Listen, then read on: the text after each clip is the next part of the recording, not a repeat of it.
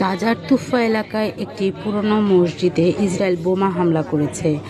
প্রায় ৮০০ বছরের পুরনো আল আয়বাকি মসজিদের মিনার গুঁড়িয়ে দিয়েছে ইহুদিরা। কত দুঃখজনক, মানুষের প্রাণ কেড়ে নিচ্ছে, সাথে সাথে মসজিদ ভেঙে গুঁড়িয়ে দিচ্ছে এই ইসরায়েলিরা।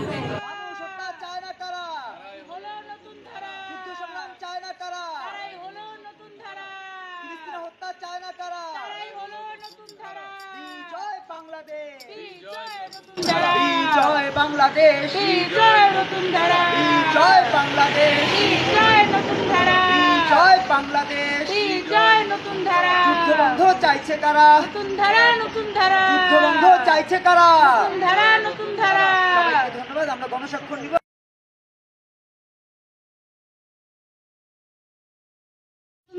নতুন ধারার অঙ্গীকার, দুর্নীতি থাকবে না আর।